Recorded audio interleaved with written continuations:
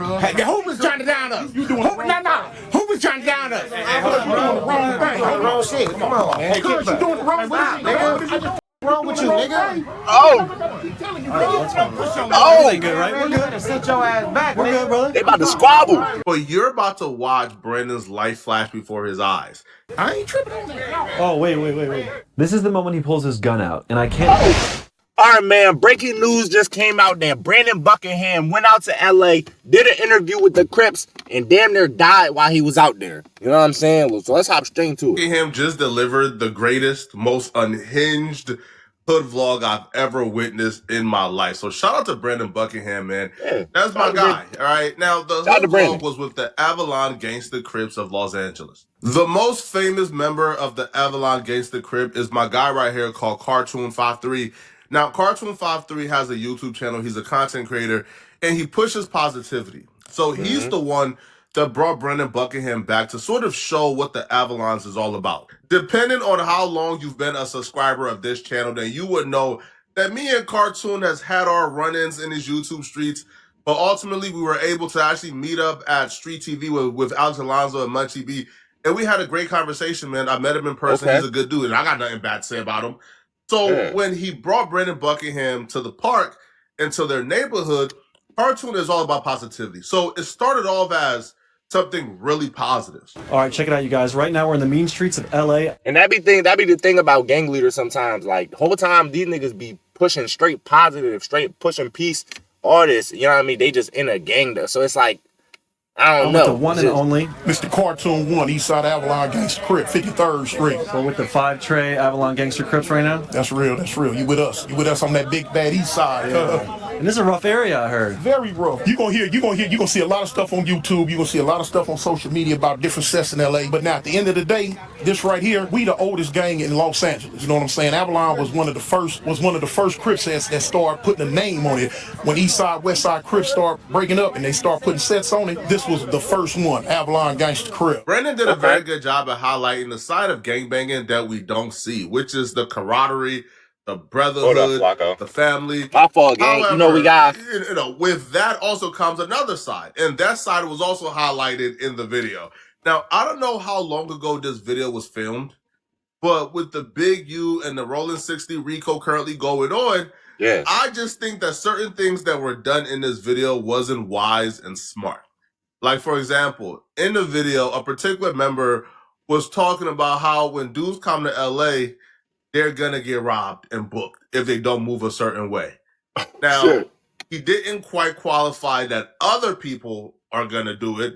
He kept saying we, as in me and Ifo, which was very dicey, especially when we're currently dealing with Big U facing an extortion in a Rico. And in another interview, he explicitly says, if you come into his hood with jewelry on, he will rob you. This is called a stoli. Yeah, this is when you whoop a take it.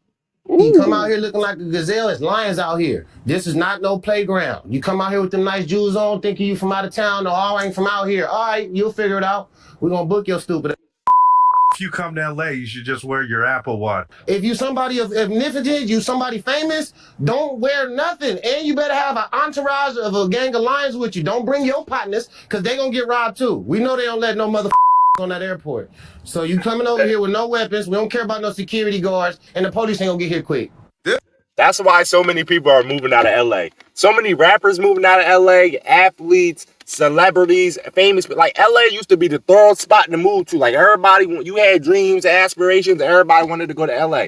Everybody moving the hell out of LA now and going to Miami or some shit because of shit like this. All the gangsters, it's just, they want to rob people, they want to smoke people. If you famous, you can't just move any type of way in LA. You know what I mean? You really can't, because they're going to rob you, they're going to smoke you, all the types of shit. Y'all see, like, it's just too much bullshit happening over there. Y'all see what happened to PNB Rock, R.I.P. to him, all that type of shit, bro. Niggas moving out of there. Niggas don't want to This ain't the type of vernacular you want to have in this particular era of LA politics, man. Because right now, I feel like the people who are doing LA podcasting or LA content, they know the feds is watching everyone, because the feds have listed LA podcasts in indictments before. So when you talking like this, you just painting a big X red target and on your back for the feds to say, okay, well, let's start looking at that one. Because things that were going on in LA, like extortion and robberies, were happening too frequently and too often that people begin to think this is just the normal way of life. But once the Big U indictment happened, now people are realizing, oh no, extortion is a literal federal crime, bro. Like they will come and get you. Yeah. Now this was foreshadowing for what was to come. Because right around like the 8-minute mark, I believe, the most interesting man I've ever seen in life. And I think a lot of celebrities mess up because even when you just say the name LA, if you're not from LA, you might think it's just like all sweet and glamorous and pretty and oh my gosh, where everybody goes to that has dreams and aspirations, movie stars, Hollywood. Hey, bro, you gonna have a rude awakening when you get to that motherfucker. Yeah, it's some parts that's like that, but hey, every part ain't like that, cause it's nah, bro. So motherfuckers think Los Angeles and think some other shit. This is G homie, little shy, everything, but you know what I'm saying? He little shy, but I'm the original. I walk this walk. Yeah. You understand me? A gangster is a gangster. You got to walk this walk and know what time it is. He never said his actual name, but for the purpose of this video, we're gonna nickname him Jesus Christ Crippin. I wasn't a crack baby. I was one of the putting the crack out there, and I redeemed myself when I found myself with God. But I'm still a gangster. So you have to find peace with God of some of that stuff you've done in the past? And you got to have love regardless if you're crippin' or whatever. Jesus Christ Crippin is the main antagonist of this video. Something interesting that I observe with the Avalons is, now, when you think about a set, you think about the young homies being the wildest, the young homies being the ones who put in the most work, the young homies who being the most turned. No. In this vlog, it became perfectly clear that the older homies ain't no busters, bro. The older homies were really active at some point in their life, it would seem. The older homies is really about it even to this day, right? Because one of the older homies will come on camera and, again, if you like 50 plus years old, man, you supposed to be, turned down. You supposed to be not a buster, but you supposed to be more so leaning towards peace. Yeah, nigga, you supposed to be at the crib with your family, your wife, and your kids, bro. What? That's why I'm even watching this. I'm like, damn, these niggas old as hell still gangbanging. Damn, when I'm 50, 60, I'm trying to be at the crib chilling with my feet kicked up, sitting on $100 million. That's what I'm trying to. I'm not trying to be outside in no park with no gang, bro. None of it. Hey, but like I said, I understand it because some of these people that like being gangs and joining gangs and shit and being gangs for so long, they don't have family. Like they don't have like moms and dads no more. They don't have brothers, sisters. Like some of them really just genuinely own the only people they have in their support system is their gang. You get what I'm saying? So sometimes that's not the case, man. They still on it. So I represent Third Gang. My name is Lil Bam Bam. I'm BK Bam, and I'll kill any slob any day. What qualifies as a slob? Nothing. I got the blue rag. Let's talk about blue handkerchief, blue rag etiquette.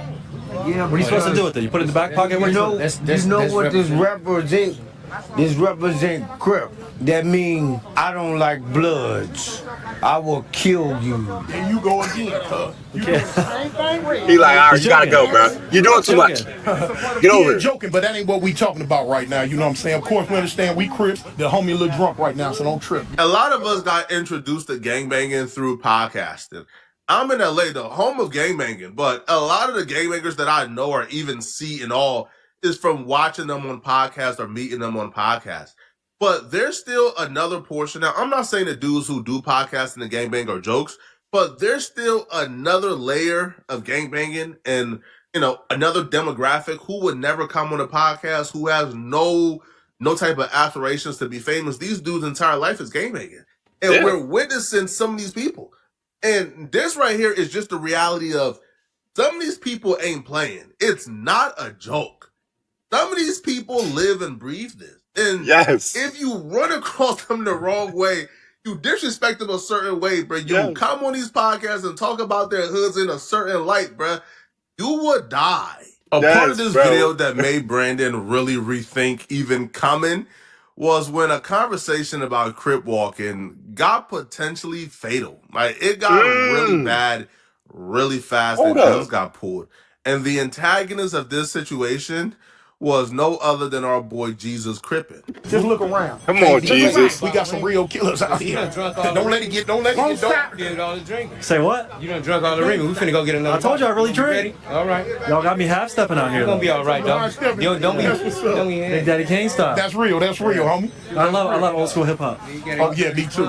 All right, this next part is going to get crazy and highlights how quickly things can turn violent for those that live in the area. I wanted to ask, people talk a lot about Crip walking. Is that a thing that has origin? Why every interviewer though? I just noticed something. Why every interviewer that be doing these like street these little hood vlogs that be the most famous, why they always be like the total opposite of what you would see in the hood? Like Brandon Buckingham, like Tommy G, all them niggas, they like the total opposite. You know what I mean? I guess it's just something that correlates with like that. I guess the gangsters don't really feel like intimidated by them, so they're like, okay, you can come in. You know what I mean? You could vlog us type shit. Versus if you know what I mean, just threw some nigga from the hood in there, they like, who's this? Who this nigga? You know what I'm saying? Origins, or is that a new school thing? Yeah. It got origins, homie. You know, it's a dance that back in the 70s that the homies invented for us. You know what I'm saying? You know us. If you can't seat walk, you know, you'll call it crip walk. We say seat walking. If you can't seat walk, something wrong, because we do this, a rite of passage. You know what I'm saying? Because the way the sign of the times is, it's become mainstream. You know what I'm saying? Everybody around the world doing it. It's almost just like them showing love. I feel like they wouldn't do the dance. They didn't think it was cool. We didn't look at it as showing love. We look at it as them stealing our culture. You know what I'm saying? Appropriating. Right. All I'm gonna say is Tommy. I said Tommy. Brandon, you slow down on that drink, bro, because you don't want to get too drunk, say the wrong thing, bro. You might not make it out there alive. Because they see rap videos, they see homies. That's them hoovers. That's them hoovers right there. Sit up there. This ain't got nothing to do. Bro, they beefing with everybody. Got problem with the Bloods, got problem with the Hoovers. This is what, man. But I think I understand. He want war. Jesus Christ want war, bro. You know what he was trying to say, but he never got a chance to get it off. Because the Hoovers got the Hoover stomp, right? That's their dance style. But their dance style is very similar to the crip walking. You almost can't tell the difference. So I believe the OG is trying to say, no, the people who took it and who are culturally appropriating our dance are the Hoovers. But he can't really get the words out, right? Because it comes across as dissing. Yeah. And Cartoon didn't bring Brandon over here to capture them dissing. He brought him over here to capture the positive stuff. Yeah. So then things just go left. Hoovers sit up there and trying to down us. No, cuz ain't got nothing to do. We talk about crip walking. No. Hoovers trying to down us. Ex-con. You could tell Jesus drunk. Jesus off that lick right now. I'm not going to lie. You got an example of crip walking for us? Ex-con. Who was trying to down us? You think the Hoover Stomp trying to take the crip? Put up there. Put up there. Yeah, he wants to. Julian? Put up there. Hey, who was trying to down us? No, they don't, cuz. Hey, who was trying to down us? You doing it wrong. No. Who was trying to down us? You doing the wrong thing. Wrong shit. Come on. Hey, cuz, you doing the wrong thing. What's wrong with you, nigga? Oh, Ain't good, right? We're good. Sit your ass back, We're good, brother. they about to squabble. You better We're good. chill your old ass out, Red. Is it the liquor? Yeah. Shout out to Brandon, because I feel like Brandon handled this correctly and properly. But you're about to watch Brandon's life flash before his eyes. And this is one of the reasons why I don't do hood vlogs, because there's just too many variables going on that I'm not in control of. And you're about to watch that happen in real time. So a simple question about a dance turned into an argument. And then that argument turned into somebody clutching on a gun. Alcohol. Bro, why would you even mix gangbangers with cameras with liquor? Why would you at least let them be sober while doing this shit, bro? You know that liquor was going to turn these niggas up. It might be, some of them might be peaceful, but then you got the other crash outs that when they get off that liquor, bro, they go crazy. Come on, cuz. Like, we should have known that from the beginning. Got to him. Yeah. That's one of the reasons you shouldn't drink alcohol. You know, yes, that's why some of them shouldn't. You know what I'm saying? It'll happen. Make tempers flare. Yeah, make tempers flare. Yeah. Sorry, I wasn't trying to cause any issues. I ain't tripping on that. Oh, wait. This is the moment he pulls his gun out, and I can't fault my cameraman for missing the shot, because all we're thinking about in this moment is we hope he doesn't shoot. We're good. Get up out of there. We don't want no issues. Bro is gripping on his gun. Those are some of the things that's gonna happen. You know what I'm saying? Shout out to Brick Baby, because he told me something that might apply to this. And I heard it from Brick Baby and other people as well.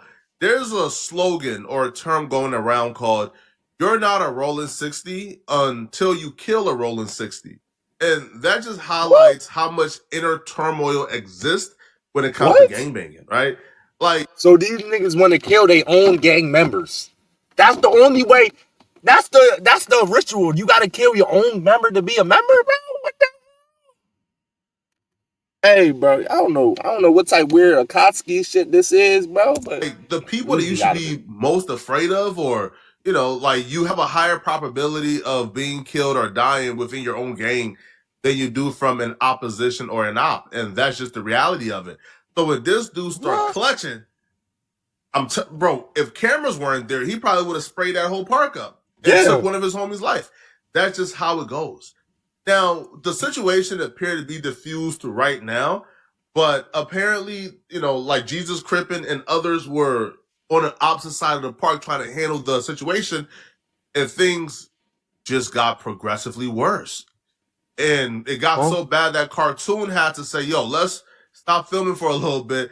Let me go handle that. I'll be back. I was tripping for a second. I was like, look, listen. Yeah, we got it though. We got it. At the same time, I got to deal with this situation right here. Yeah, it's popping off of it. Yeah, I'm gonna have to deal with that. I'm gonna not me personally. I'm going to. Yeah, let's squash that for sure. The situation that just happened on camera was the one guy obviously has a real problem with the Hoovers, and then Cartoon didn't want to put out there that there was negativity with the Hoovers because he's on good terms, and there was just a big issue that popped off, and the dude pulled out he whipped out immediately. We witnessed. Hey, Brandon, you might as well just get out there while you can. Get out of there while you can, bro. You know what I mean? I know you want to get the content in, you want to record, you want to finish the video. Hey, bro, your life is on the line, bro. Shit, you already didn't his cameraman or somebody already get hit when they was out Chicago with Bloodhound Q50 or something like that? My nigga, you would already seen what could happen, bro. Hey, Brandon, I give my salute to Brandon. Shout out to Brandon. He a bold nigga. I ain't gonna lie. Brandon bold as hell. All them Tommy G and Brandons, them niggas bold. Shout out to y'all. Y'all risking y'all life for that content. It's a little bit of like what happens is like self-regulation here. The situations that are built up in places like this, a single image, a single thought, a single word. Yeah. You say the wrong word, much deeper consequences. Yeah, because they carry a lot of emotion in these blocks. It's never going to be 100% safe. Can't film it. That shit wasn't nothing. You know what I'm saying? We could have filmed the altercation. It wasn't even all. That's regular. I'm trying to be a fed and pull up on like. No, I got you. Good looking. I'll turn it off. I was just gonna let y'all handle your situation. We handled it. Everything. We shut it down. Cool. Yeah, we good, man. He got right to gripping. This gang don't got no young people. It's all old heads in here. No, that was crazy. Huh? You got right to gripping. That was crazy. Yeah, shit happens. And you would never think an old guy like that, huh? No, I thought we were having a good time. Yeah. Me and Brandon had some issues in the past, I believe, over his YBC dual vlog. I call that voyeurism. I essentially said Brandon sort of went to those people's environment and caused issues. Now, we sort of talked it over. I've had a change of mind since, and I won't consider this voyeurism or even exploitation, to be honest. These dudes are 50 and 60-year-olds. They invited Brandon over. They seen enough of his work to where they believe that, he would come and deliver and sensitively portray their story, in which he did, right? So I haven't seen anybody asking him to take down the video. So just because he's white, I don't feel like we should now say that he's he's a colonizer or an exploiter for filming this when they invited him. They probably got paid, I would imagine, and it looks like they're perfectly fine with whatever came out, so shout out to bro. Anybody that says like Brandon Buckingham and them is like voyeurism and all that shit, bro. These are grown men he's recording, bro, that are willing to be on the camera, willing to show their neighborhoods, knowing that it's gonna get millions of views. Like, bro, he not handcuffing these niggas against their will and saying, yo, bro, you better let me record you and record your neighbor. Like, they want this shit. They want the attention. They want the clout. They want everything that come with it, bro. So they know it's like that what could potentially happen. They ops might see that video, blah, blah, blah. Like, they know, bro. Ain't no voyeurism. Brandon, bro, I enjoyed this. It was entertaining and educational.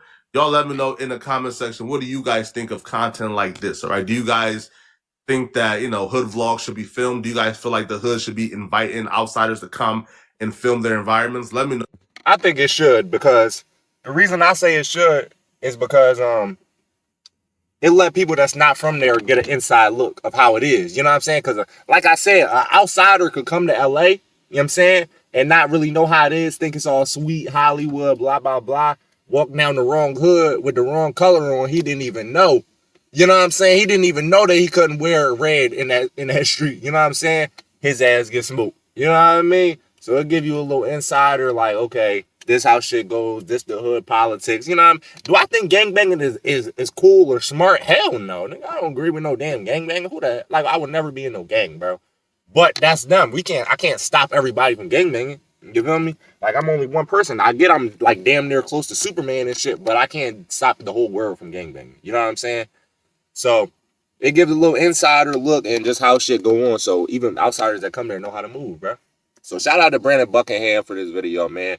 Brandon Buckingham, you need to be careful though, cuz. I hope you got that shit on you when you go into these places too. I hope you got a blick with you.